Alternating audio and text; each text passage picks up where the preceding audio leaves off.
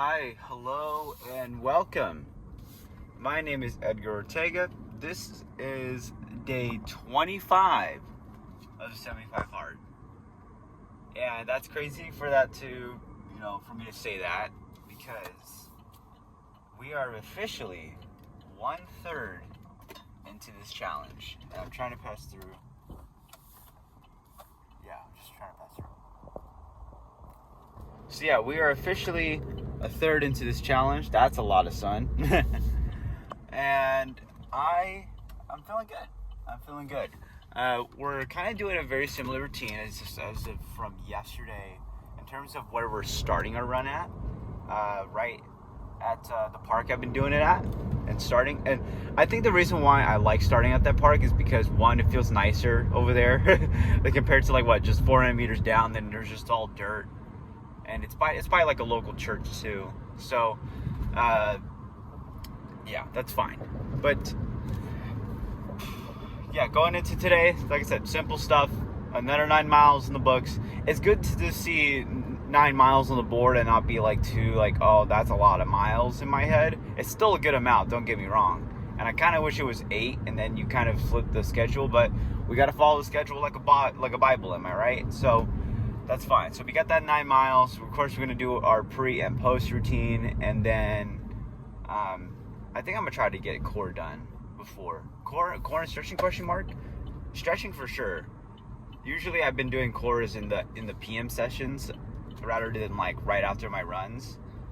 Mainly for the sake of fit and stretching. But this is also in scenarios where I really don't have the time. And that's because of my poor planning, but we've actually been planning good. We got about 7 hours of sleep last night. We're trending in the right direction. Okay, we're getting the 7 hours over at least.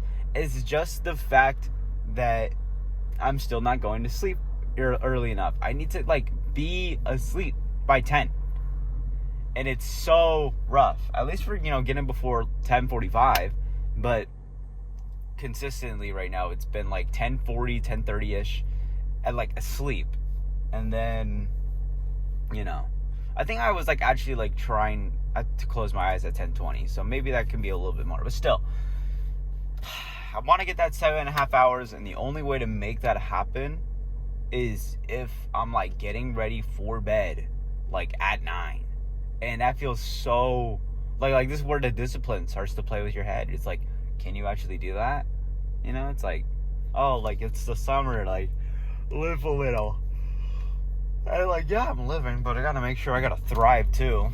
It's not just about surviving, it's about thriving. I remember seeing, that's fucking bright. I remember seeing from a run on Strava last year that said thrive mileage, not survive mileage. And I think that was at the time for me because I was trying to go lower mileage because I was just not fit. And my body was not resilient enough to handle mileage. But now, here we are, a year more fit, and we have the resilience to handle some more mileage. But I had to make sure I'm thriving in it. And right now I can say I'm thriving in it. I'm not on the brink of oh, I don't know if I can handle this. I don't know if my body can handle this. My body achy, da. I've had some aches and pains here and there, but everything has been manageable to get through. So I'm not too worried about that. And once again, my peak mileage I'm intending to hit this coming fall, or say honestly towards the end of summer, is 75 miles. So we're only at 60. And I know with my history, it's I have barely hit 60. In previous training builds the past couple of, years. I haven't gone to 70s in about 2 years, but I want to go to 70s. In fact, I wish I can be that guy that can run, 70. Well, no, I want to be that guy that can run 80, 90, 100 miles a week, but I'm not there yet. At the very least, I am kind of substituting that for biking. And I know that fitness doesn't always translate, but at the very least, let's see if I can park. At the very least, it's been nice to get a whole 90 minutes more of just active activity on the bike. And you know, these are kind of meant to be as buffers in between training. And we got another one of those today in the PM. So if we really, how I remember how I allocate my training as to how much biking I need, I kind of go out, and this is just for me, so like if it works for you, it works for you, but if it doesn't, it doesn't. I go off of like 10 minutes equals a mile, kind of. So or even just 10 minutes, like just 10 minutes is 10 minutes. So in a way, like me getting 90 minutes, you know, that's about like almost 9 miles worth of extra work that I'm putting in aerobically. It's not obviously helping with the actual running stimulus, but you know, that's 90 more minutes of aerobic activity than that I wouldn't have had I just thrown myself at the wall and pray to God it stick. And that's not a risk I'm willing to take right now. These are calculated risks we're making, folks. So we got that, and then of course managing all the, you know, the weight routine. Great weight session yesterday. It was very brief, but I'm glad to get through it. And yeah, it's 6:11. We now for sure have to get started on this run soon. The best part about this, you know, that I was, you know, seeing, and I already knew what was going to happen, is the fact that if I start now, right, and if I get even on my run at like 6:45, I'm done with everything. I'm done with my entire run, literally before like 9 o'clock. Like the running, the pre stuff, though, the running itself, the stretching, what have you. I finished all of that before 9 a.m. and it feels so good. But yeah, we're gonna go do that. We're gonna get started. Now take a look at that. It looks awesome outside. Currently, like what, 6:50? So, on the run now. Going through the bunkers once again. I thought I wasn't gonna go till tomorrow, but somebody told me I should. Now, I'm not gonna go on my usual route. I have like an out and back, but this is a big lot of land. I'm just gonna keep slowly running around it for the next 7 miles. And then I'll probably do some more grass loops like yesterday. Fun stuff. So this is like not the main trail that I see. I mean, there's not ever one way to use a trail, but I've been to this before, not as many times as the route I usually go on, mainly for the sake that the other route I'm using, kind of all the way over there, is a little more open. But here, it's a little more narrow, like I would say more pure trail-esque. And it's nice and narrow, but you have to absolutely be aware. Like I have my headphones on, but I'm not gonna blast them, because I know cyclists, you know, mountain bikers come through here and they love using this spot. So I would hate to be in their way as they're bombing down a hill. Although I would not bomb something like this. There's another part of this, maybe if I find it I'll show y'all, where you can bomb the hill and it's pretty nice. You can kind of like wall ride.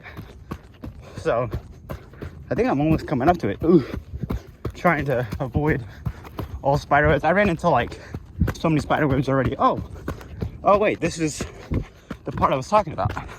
Yeah, look, so mountain bikers definitely love to bomb this, and I'll show y'all for a second. You see, look at this. Look at that. And it goes on. So I'm running through here. I've seen crosses here at these type of trails, but this is for someone who's really special, I guess, to hear, you know, to this family. I hope this person is well in heaven and having a good time. And it just recently passed away too. So beautiful. Always in the heart. And always up in the hills. All right, still navigating through webs here and there, but I think this is the spot right here where I know cyclists can just bomb this, mountain bikers bomb this, and It's pretty nice. Going up it though, that's a different story. I do got to be careful. Woo. Spider web, spider web. Get through here, yep. Dang. Yeah, but this is basically how it is. It is kind of technical. I don't recommend the shoes I have on right now to navigate something like this because of a lack of grip. But we ball, yeah, trail shoes, like for sure, like just to hold on. Either that or just catching up speed, which at the very least I am right now. Just see, look at that.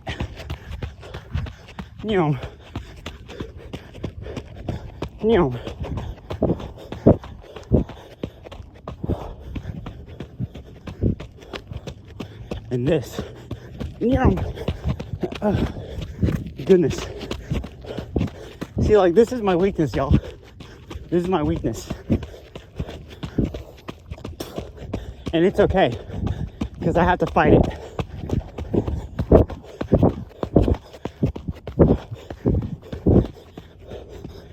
Check that out.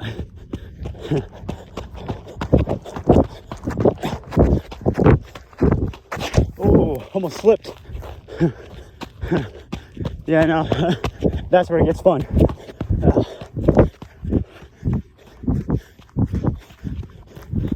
Just gotta make sure we're on it.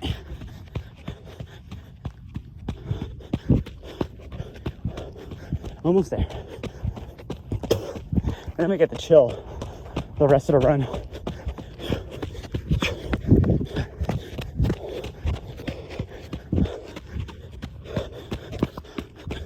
Oh.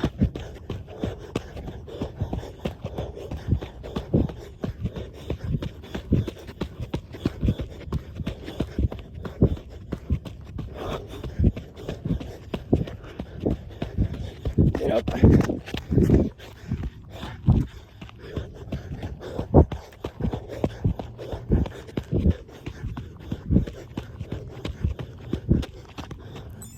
Okay, gotta make sure the shoe's all good. Okay, yeah, felt something on the top. Okay, there we go. All right, no more doing weird technical trails. Back on the ones I know best, even though it's literally not that much different, but it's all good. We're not on it yet.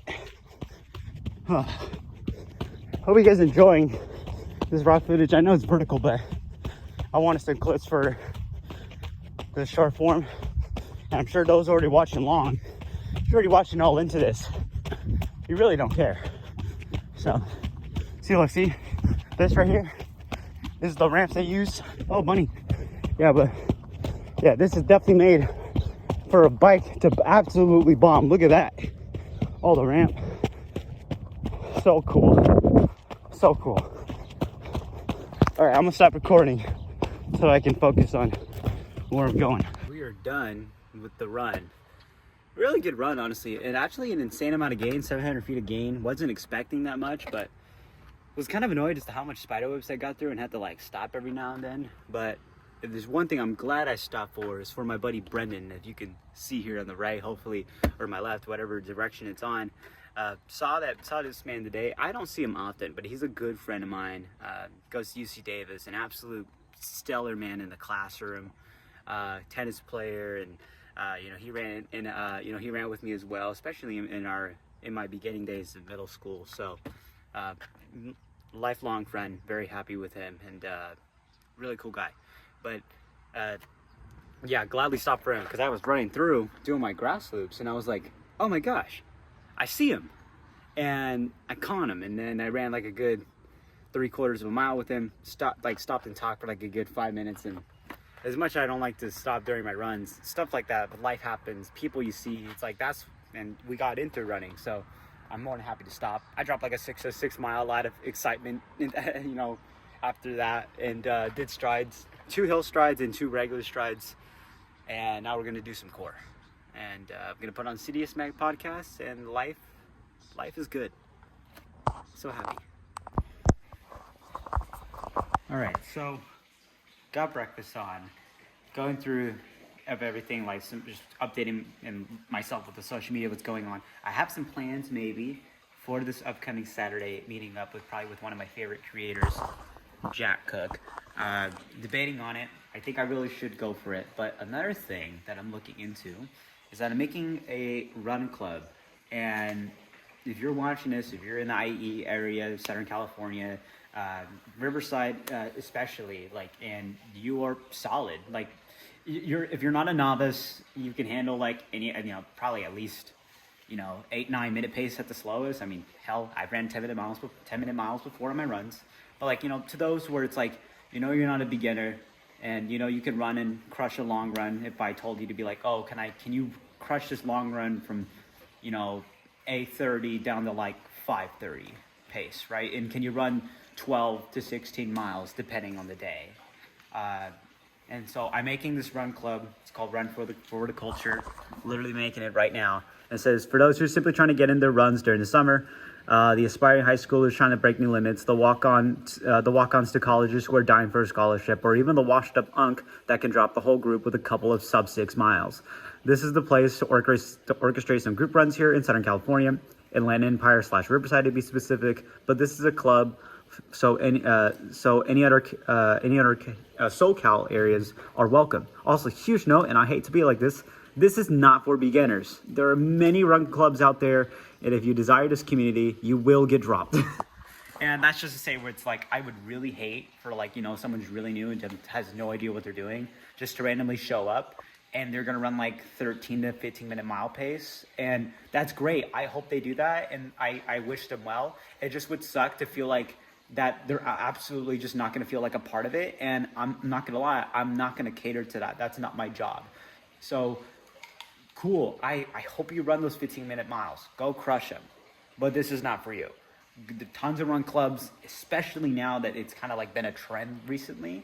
Tons of run clubs where you can find the people, find your paces, and it'll be a much more enjoyable experience. And so, not personnel, because it's like I'm coming here to where it's like I'm expecting to meet with kids from San Bernardino Valley College, kids from like top high school kids if they come through and find this. I'm gonna try to make this more college particular, but if there's some college, if there's some high schoolers that are in there that are up and coming and want to see if they can drop us or we get dropped, whatever the case is, and go for it. And so. I have my brother Ray, who's been also trying to figure out some run spaces, some running areas to also go through and make this happen. And if you ever watch Brock Kelly's vlogs on his long runs, he's been able to find groups, and there's obviously a ton of places to run in Boulder. So if you are interested, I'll try to have the links in my bio, and Run for TC, Run for the Culture, Run for Track Club. It's for the culture right now, because it's not a track club. It's just simply like, this is the culture, man. So I'm literally gonna click on create club right now, and boom, we have made it. And yeah, very, very stoked for that.